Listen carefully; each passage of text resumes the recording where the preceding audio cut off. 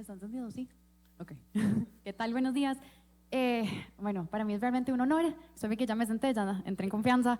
Es un honor para mí presentarle a los primeros 3 panelistas del día.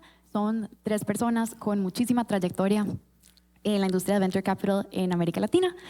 Susana García Robles, Managing Partner en Capria Ventures. Bienvenida, Susana.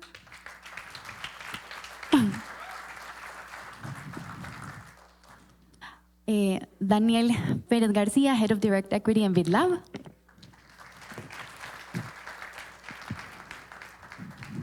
Y Begoña Ortiz, Principal en Cometa.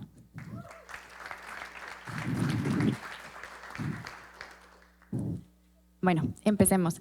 A mí me van a disculpar que voy a estar leyendo las preguntas del teléfono porque la memoria no me da para tanto. Susana, Daniel, ¿cómo ha influido el clima macroeconómico en Latinoamérica en los últimos años en las tendencias de capital emprendedor y de inversión de capital emprendedor? ¿Existen sectores específicos donde ustedes ven grandes oportunidades en este momento? Bueno, yo creo que a veces, como se dice en inglés, los lowlights, mejor darlos al comienzo, y después terminamos en el highlight. Primero agradecer, esta es mi primera vez que vengo a Caricaco, emocionada de ver muchas caras conocidas, pero emocionada de ver muchas caras nuevas, porque eso significa crecimiento en la región. Últimamente estoy diciendo que este es mi año 26 haciendo Venture Capital en América Latina y el ambiente, lo que se ha venido viendo en los últimos años es un ambiente que los latinos estamos acostumbrados, ¿no? Necesitamos resiliencia. Si uno piensa los años de la pandemia, la burbuja del 2021, que después vamos a hablar un poco, pero que no es ninguna meca para repetir. Después, cuando pensábamos, hemos vivido todos los fines de año pensando el año que viene va a ser mejor. Y el año siguiente vino la guerra con Ucrania, Rusia, empezaron ya a pensar los problemas de las siguientes elecciones, después viene el conflicto con Gaza, las tasas de interés, las elecciones. Entonces, hemos estado en unos 5 años que honestamente me recuerdan mucho al comienzo, cuando ni se podía hablar de industria, ¿no? Mucha gente dice, bueno, la industria de Venture Capital en América Latina empezó en el 2012. Digo, no, empezó mucho antes. Lo que pasa es que hubo muchos empezadas, muertes, levantadas, seguir adelante, ¿no? Pero se estaba poniendo la fundación desde los fines de los 80, pero obviamente que no se consolidó hasta el gran momento de la tecnología. Entonces, es un momento en el que todos nosotros tenemos primero que estar súper convencidos de lo que hacemos, ser súper resilientes, concentrados y ver que hay oportunidades. Lo vamos a hablar en las otras preguntas, pero por ejemplo, sectores, ya sean, obviamente fintech es algo que domina, y yo que ahora estoy en un fondo del sur global, domina en cualquier emerging market. ¿Por qué? Porque el acceso a la finanza o al financiamiento es lo que te permite después poder hacer otras cosas, ¿no? Entonces, sí se necesita mejor salud, mejor educación, mejores vías, pero si no hay acceso a las finanzas, no hay posibilidad. Entonces, lo que vemos mucho es un montón de embedded finance, ¿no? En un montón de otros pilares. Creo que B2B y SaaS es algo que en Brasil, por ejemplo, va mucho, en México, fintech, e-commerce. Después podemos hablar un poquito de cómo aplica eso a Centroamérica. Gracias por la invitación al equipo de Caricaco, también muy complacido de estar acá y compartir el panel con Susana y Begoña. De acuerdo con todo lo que menciona Susana, yo creo que la subida en tasa de interés y la incertidumbre ha traído mucha liquidez en los activos alternativos y eso es algo que genera muchos impactos, tanto desde el lado de los gestores de fondos como en las compañías. Nosotros tenemos una posición, digamos, privilegiada de acceso a información por la convocatoria anual que hacemos de fondos y cada año es un termómetro que nos permite medir cómo está la industria en la región, con algunos sesgos, por supuesto, desde el lado de impacto. Y lo que hemos visto en los últimos 3 años es que el tamaño promedio de los fondos, o más bien el tamaño objetivo de los fondos regionales que tienen más experiencia ha ido disminuyendo. Los gestores se han ido como aterrizando un poco más a la situación y también los tiempos de levantamiento de capital se han ido aumentando. Entonces, cuando un fondo que generaba muchos retornos y ya tiene una franquicia establecida, levantaba un fondo de más de $200 millones en un año, estamos viendo que se está tardando 2 hasta 3. También el periodo de desinversión de los fondos está aumentando. Hemos visto en el portafolio varias extensiones porque sin duda hay muchos activos que están congelados en compañías que tienen muy buenas valoraciones, muchas vienen del 2021, pero que les está costando encontrar salida. Y esa iliquidez sin duda también ha aumentado el tiempo que le toman las compañías para levantar ronda. Entonces el tiempo promedio entre una serie A y una serie B se ha aumentado mucho, lo mismo pasa en etapa temprana. Y eso ha hecho que muchos inversionistas se enfoquen en rentabilidad y como todos saben, pasamos de un momento de crecimiento y todo lo vale para crecer a un enfoque grande en rentabilidad y cómo llegar a rentabilidad en momentos más tempranos. Incluso cuando fondos estaban dispuestos a ver quemas de capital en serie B, serie C, ya la mayoría quieren ver planes para llegar a rentabilidad después de serie A. Entonces se ha dado ese cambio. De todas maneras, y como lo mencionaba Andrés, estamos viendo una reactivación en la inversión. Hay señales que el capital de growth está reactivándose y eso nos emociona mucho porque va a permitir que las compañías que habían levantado estas rondas de crecimiento temprano puedan seguir creciendo y potencialmente las compañías que están más cerca de IPO o que estén más cerca de una salida puedan tenerlas este año. Y eso va a empezar a reciclar el capital y va a permitir también que los inversionistas se animen a invertir más en VC. Desde el lado de sectores y oportunidades, estamos viendo modelos de negocio muy interesantes en B2B Enterprise, temas de AI enfocado en productividad. Eso nos gusta mucho, especialmente en compañías que tengan una data propietaria que puedan defender. En temas de fintech sigue siendo un sector que atrae mucha inversión y estamos viendo mucho interés especialmente en temas de infraestructura.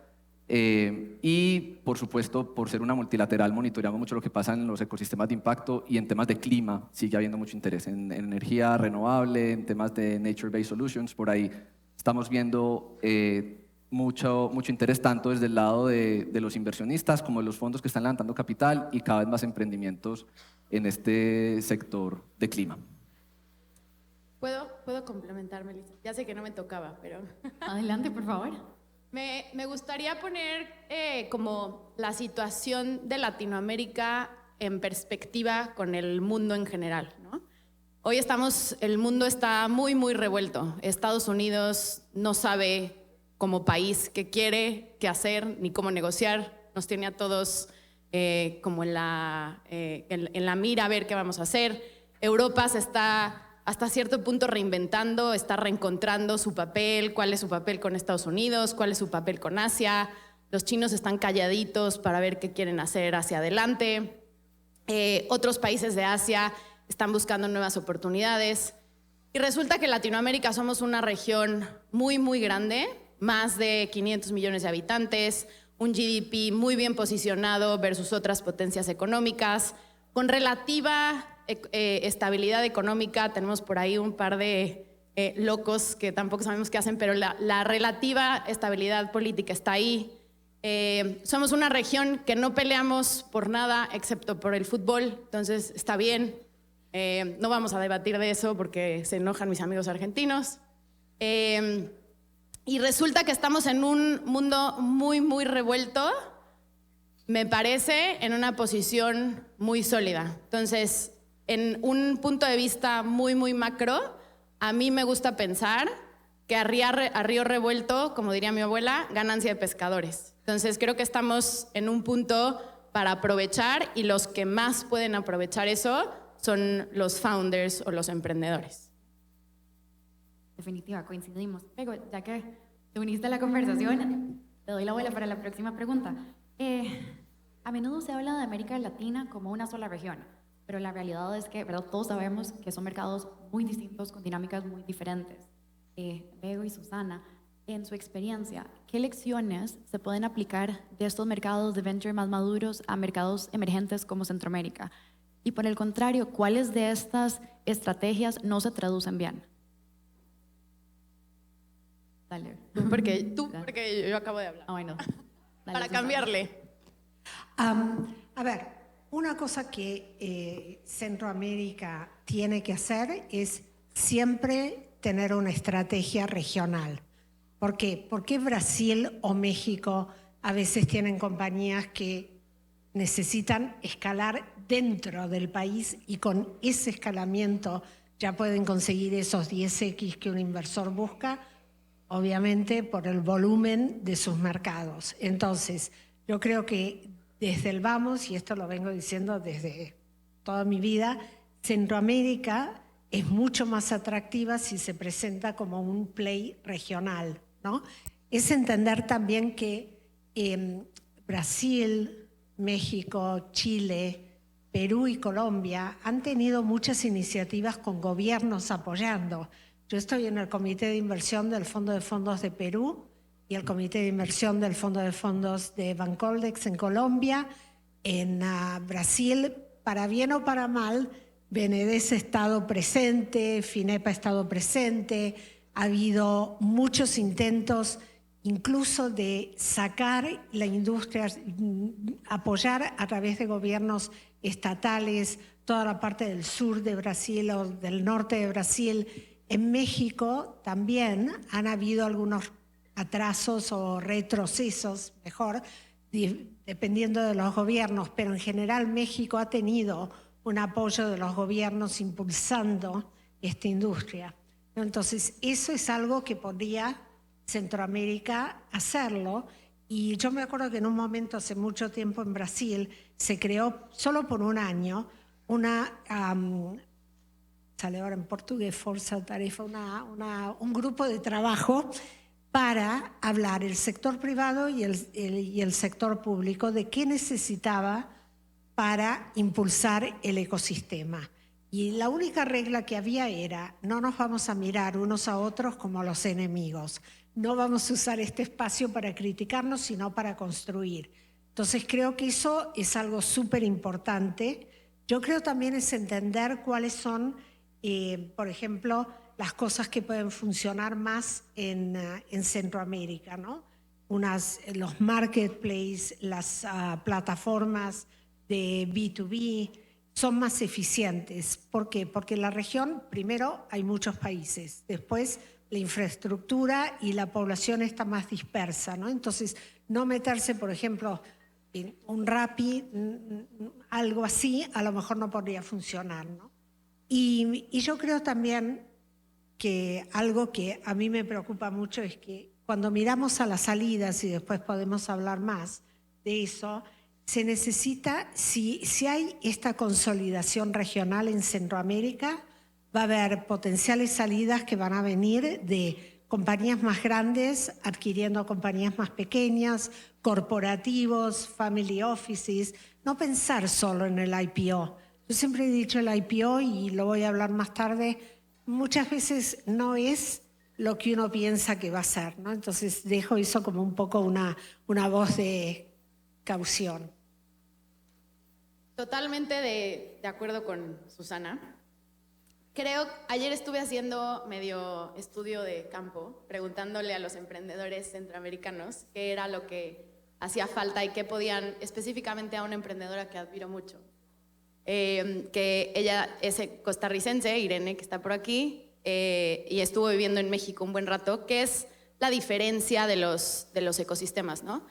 Y lo que platicábamos es la importancia de los casos de éxito y la inspiración, bueno, todo lo que traen esos casos de éxito, ¿no? Entonces, creo que esos casos de éxito no solamente liberan algo de capital para poder volver a invertir en empresas, en nuevas empresas, sino que también son inspiración para otros founders y también liberan o regresan talento a las nuevas compañías, ¿no? Entonces, creo que la importancia de los casos de éxito entre los fundadores es algo que a veces subestimamos, pero tiene una importancia pues trascendental para un ecosistema naciente como, bueno, no naciente, pujante como el de Centroamérica. Los casos de éxito, estoy segura que estás de acuerdo conmigo, Bego, con las lecciones aprendidas. Hay algo que en Centroamérica y en Latinoamérica todavía no se nos da mucho, y es entender que a veces cuando fallamos en algo no tenemos más experiencia. No es el final, es el comienzo de algo mejor y más fuerte. En Estados Unidos eso sí es algo que los animo a que copien. En Estados Unidos una falla no es el fracaso de tu vida, es una experiencia que uno se pone. Entonces, parte del caso de éxito es contar cuáles fueron los obstáculos, cuáles los salvaste bien y cuáles no. Y complementando, y hoy en la mañana platicábamos Susana y yo de esto, no solamente las lecciones aprendidas de los emprendedores, sino también lo que aprendimos los fondos de Venture Capital, ¿no? Entonces, sé que por ahí va a cerrar el día Daniel Fogel. Nosotros invertimos en Bitso temprano, nosotros desde Cometa invertimos en compañías de tecnología en etapas tempranas en mercados hispanohablantes, invertimos en Bitso desde temprano y estoy segura que nos podríamos sentar horas y horas y horas, tanto los founders como los fondos que estamos ahí, a hacer una lista gigante de lecciones aprendidas que ojalá estemos aplicando ya todos a estas alturas, ¿no? Bueno, creo que todos conocemos de primera mano, ¿verdad?, la cantidad de desafíos estructurales que existen en Latinoamérica, desde brechas, ¿verdad?, de infraestructura, retención de talento, burocracia, etc. Daniel, en tu experiencia, todas estas cosas que dificultan el escalamiento, dificultan las salidas, que ahorita vamos a hablar un poquito más de salidas y de liquidez, que son temas que ya hemos tocado. ¿Qué han hecho bien, ¿no? ¿Qué han hecho exitosamente aquellos founders y aquellos inversionistas que han logrado sobrellevar estos problemas? Sin duda hay muchas brechas estructurales y yo creo que ahí es donde están las grandes oportunidades. Y lo que han hecho bien los inversionistas y founders es entender el camino para poder superar esas brechas estructurales.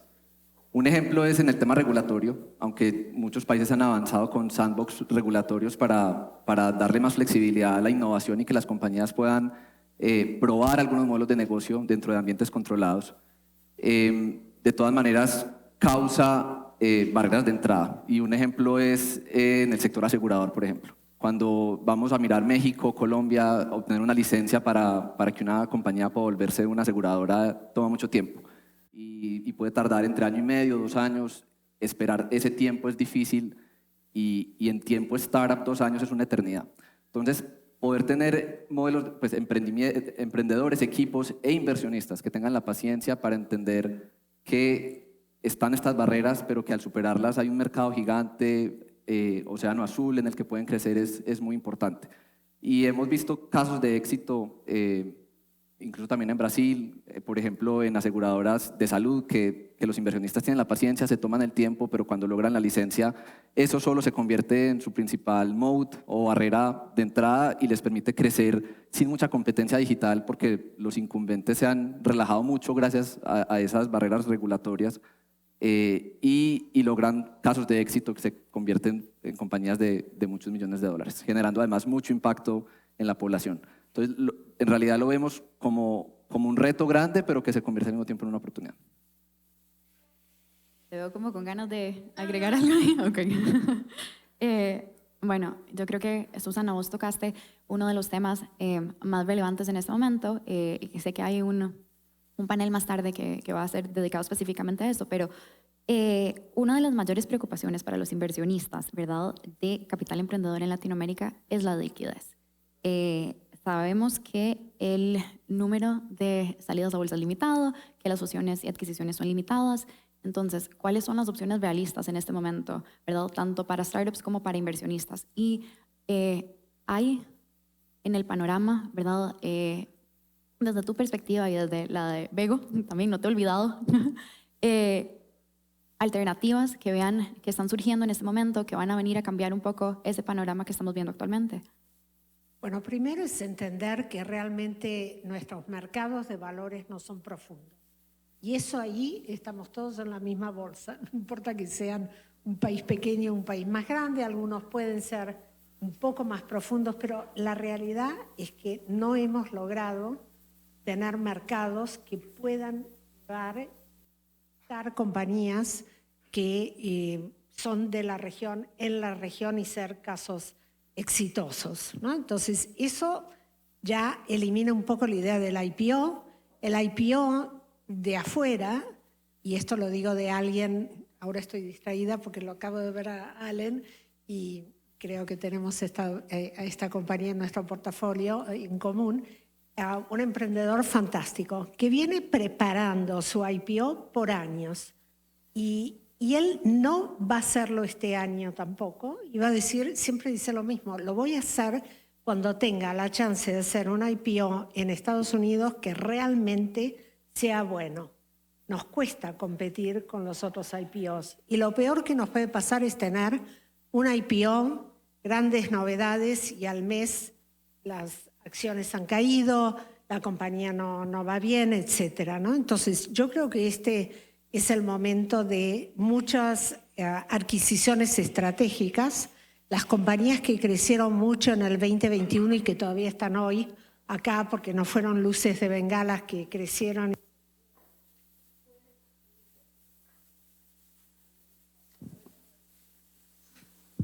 Pueden adquirir otras más pequeñas y esto lo he visto en el portafolio de varios de nuestros fondos estratégicos. A ver.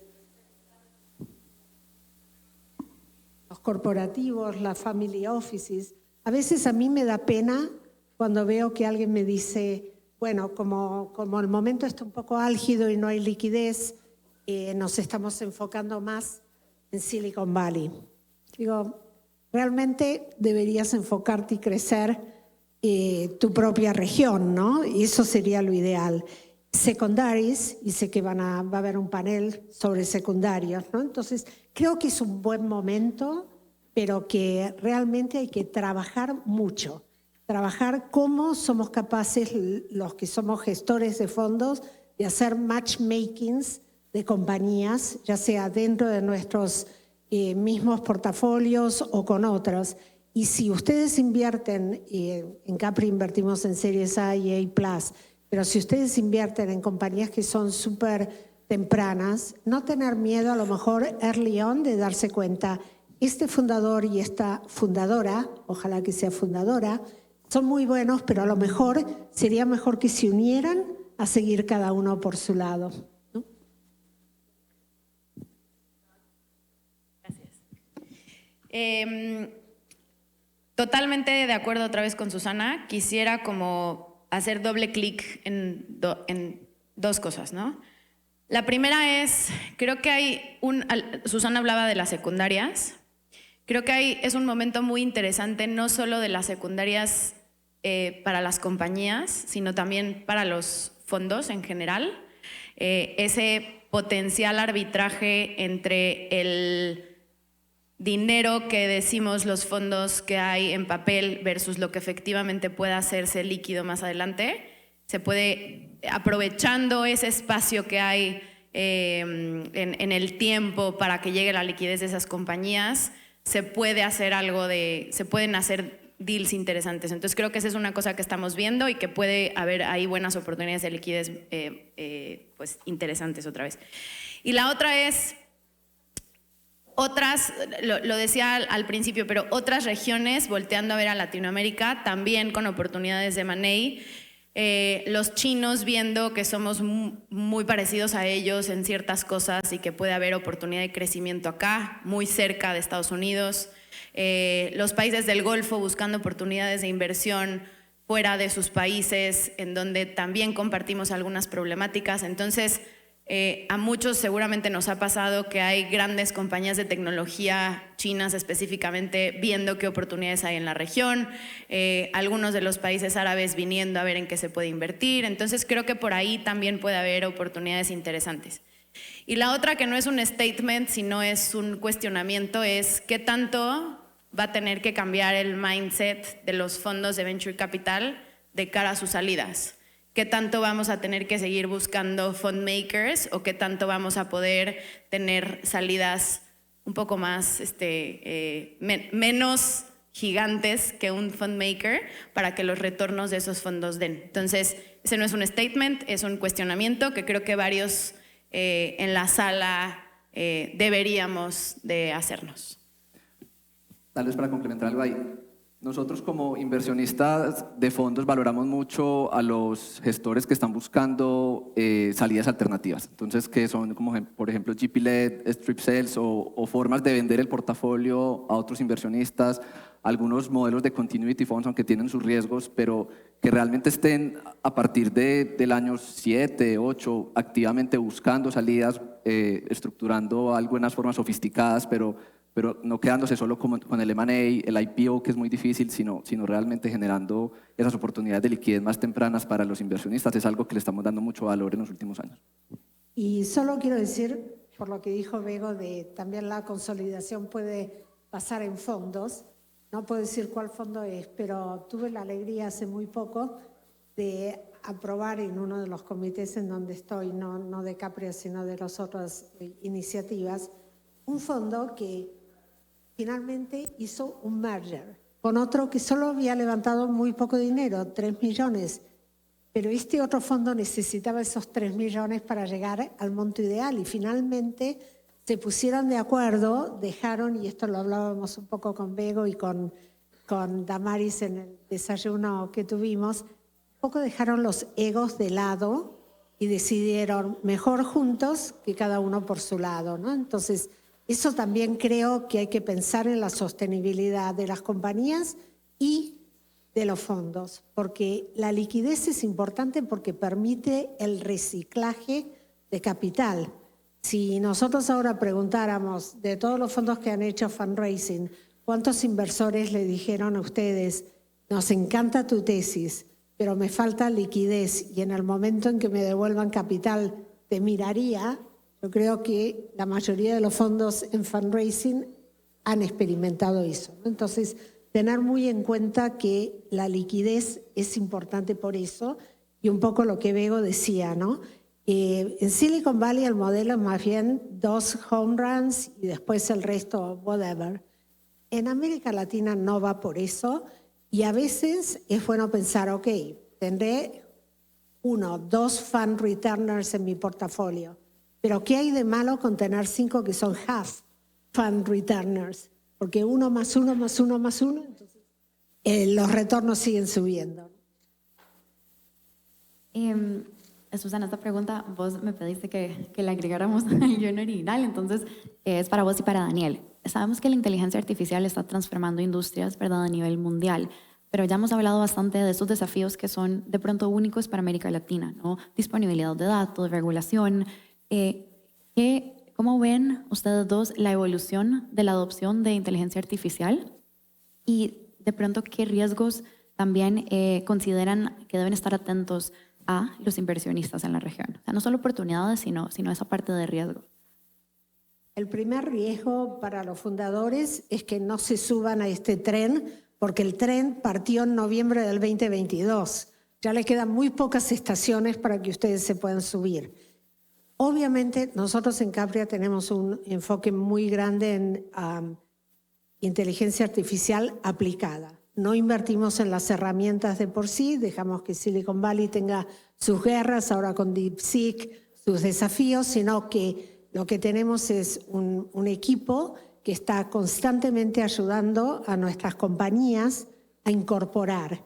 Hay diferentes niveles de incorporación, ¿no? El primero es el básico, cómo internamente tu compañía puede ser más eficiente aplicando GenAI o Agentic AI. Después viene el otro nivel de pensar con esta compañía cómo puedo hacer el customer facing mejor.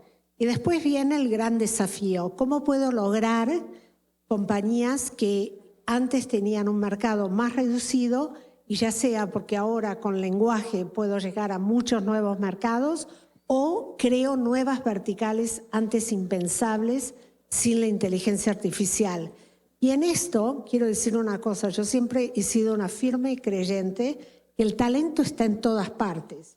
Lo que no está en todas partes es el verde del dólar. pero no es que genéticamente hay regiones que se les da más la tecnología y otras no.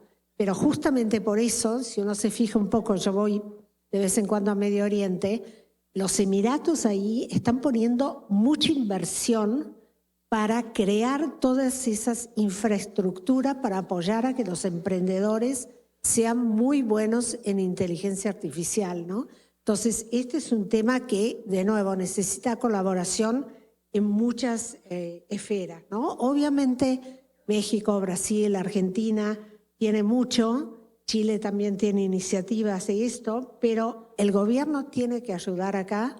Los corporates de tecnología tienen y están intentándolo hacer, me consta, porque esto no puede ser. Hoy en día, si un emprendedor viene y a mí me piché y me dice, y uno me lo hizo, no voy a decir de qué país, pero no de esta región, me dijo, yo considero mi compañía neutral en tecnología. Digo, en el 2025 realmente puedes tener una compañía que es neutral en tecnología y que sea una ganadora. Lo dudo. Un par de puntos adicionales.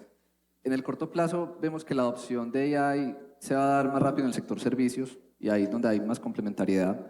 A nosotros nos emociona mucho las ganancias en productividad que genera la inteligencia artificial y lo que eso permite para darle acceso a consumidores a los que antes otros modelos no llegaban.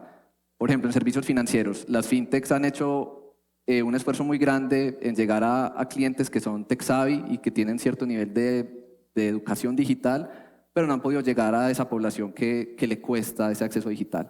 Y lo que vemos es que con la inteligencia artificial se logra hacer más eficientes varios procesos que les permite a algunas compañías llegar a esa población y poderles dar servicios que son más a la medida, que los llevan más en el paso a paso y les permiten acceder a estos servicios financieros.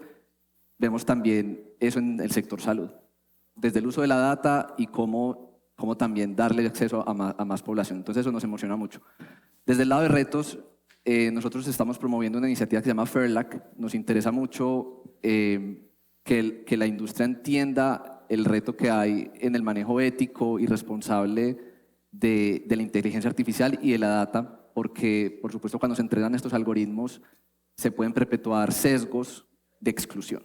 Entonces, estos algoritmos van a permitir que varios modelos de negocio crezcan de manera acelerada, pero tenemos que ser muy cuidadosos para que esos esos sesgos no se perpetúen y crezcan de manera acelerada. Entonces, esa iniciativa, los invito a todos a que la revisen en Internet. Tiene varias herramientas para que los emprendedores y los fondos se autoevalúen y entiendan muy bien cuáles son los riesgos a los que están enfrentándose y cómo pueden mitigarlos para evitar que estos sesgos de exclusión se mantengan. Begoña, Daniel, lo hablábamos más temprano. Tranquila, Bego, es una pregunta nueva, que te asusté. Hablábamos más temprano, ¿verdad?, en la preparación de este panel, que escuchamos con mucha frecuencia hablar de la resiliencia que caracteriza a los emprendedores latinoamericanos. ¿Cuáles consideran ustedes que son tal vez esas características, ¿verdad?, como claves de los emprendedores exitosos latinoamericanos, que sean así como calidad de exportación, como mencionabas vos? A mí me parece que hay dos principales que a veces las subestimamos, ¿no? La primera es que los latinoamericanos en general, más allá de los fundadores o no de compañías, somos muy resourceful. Le pedí a ChatGPT que me lo tradujera y no me gustaron los términos, entonces lo voy a dejar en inglés, ¿no? Sabemos cómo hacer muchas cosas con muy poco, y eso traducido a una startup, eso traducido a una compañía, aunque no sea de tecnología, es muy, muy poderoso. Y no todas las regiones tienen esa característica, ¿no? Y la segunda, que creo que se habla poco de eso, pero es increíblemente importante en una época en donde la tecnología se está comiendo tantas cosas, es que somos una región empática, preocupada por la gente, y que eso en lo más profundo se traduce en habilidades humanas, ¿no? En esto que llamamos muchas veces los soft skills. Entonces, en un mundo en donde ChatGPT puede escribir mails, hacer de contador, o a veces encontrar cláusulas más rápido en un contrato que un abogado, las habilidades humanas se vuelven realmente más importantes y creo que ahí tenemos una ventaja competitiva muy grande en Latinoamérica. Y la última es, hemos hablado como ya en varias preguntas de esto, pero hoy el emprendedor latinoamericano nace pensando regional, no nace, o las compañías exitosas nacen pensando regional. Entonces, si hemos logrado cambiar ese mindset de emprendimientos locales a emprendimientos regionales, el paso de ser emprendimientos regionales a emprendimientos globales está ahí ya, ¿no? Entonces ya lo empezamos a ver en casos de éxito claros. Nosotros tenemos inversión en una compañía que se llama Symmetric, una compañía en Colombia, que de Colombia empezó a vender muy rápido en Latinoamérica y que ya está llegando a países en Asia, ¿no? Entonces, esos son los casos que empiezas ya con SaaS, con SaaS, B2B, etcétera, etcétera, a encontrar esas problemáticas que compartimos en otras regiones y a salir muy rápido de la región también. Entonces, creo que esas tres son claves en este momento como coyuntural. Tal vez para ir más en detalle en el tema humano, hay dos puntos muy importantes que hemos visto en compañías exitosas. Por un lado, la capacidad para atraer talento y de los fundadores, cuando la compañía crece, saberse rodear, reconocer que tienen que construir equipo, delegar, empoderar y poder desarrollar una cultura de alto desempeño. Y al mismo tiempo, justo en esa cultura también empezar a ser muy claros en lo que quieren que represente la compañía y los empleados. O sea, el tema de construcción de cultura que motive a los empleados, que al mismo tiempo les dé propósito y les permita alinearse con los objetivos, es algo muy importante. Y en este mismo tema, que los líderes reconozcan que su rol tiene que evolucionar en la medida en la que los emprendimientos crecen. No es lo mismo el CEO de una compañía en seed al CEO de una compañía de 1000 empleados en serie D. O sea, se necesitan unas capacidades muy distintas y el líder tiene que evolucionar, tiene que cambiar la forma en la que administra, la forma en la que se relaciona con los stakeholders.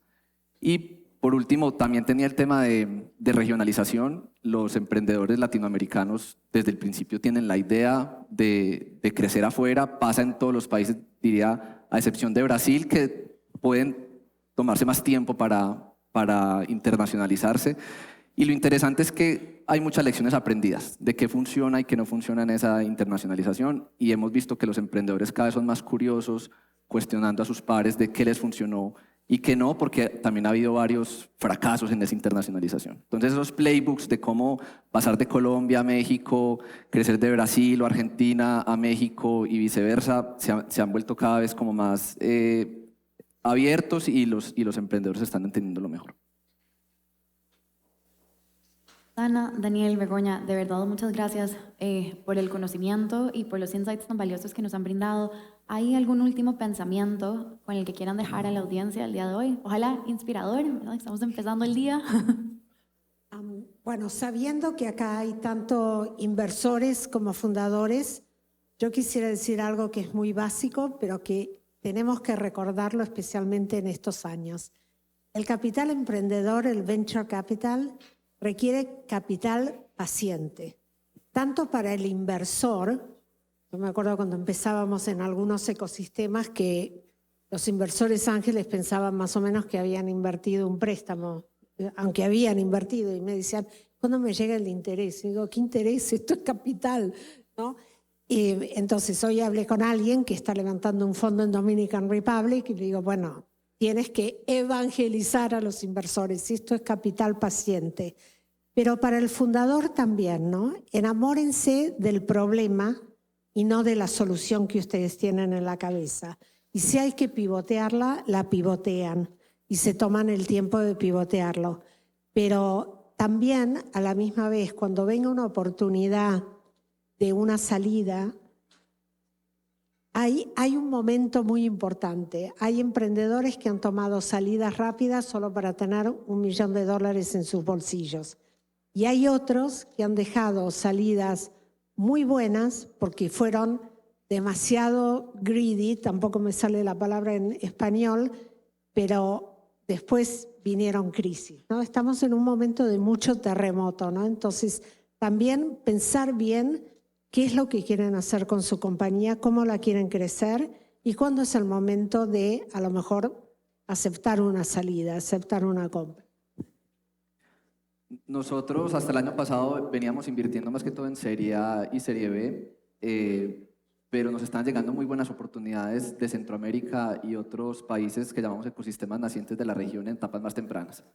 Entonces, para este año, y nos montamos en el reto de Andrés, lanzamos un programa para invertir en seed. Estamos buscando activamente compañías en Centroamérica, Caribe, Ecuador, Uruguay, Paraguay y Bolivia para invertir tiquetes entre 250.000 y $1 millón, tesis que se alinee a temas de impacto de lo que estamos buscando, pero este año vamos a estar invirtiendo en etapas más tempranas y ojalá buscando también más y encontrando más oportunidades de inversión en estos países.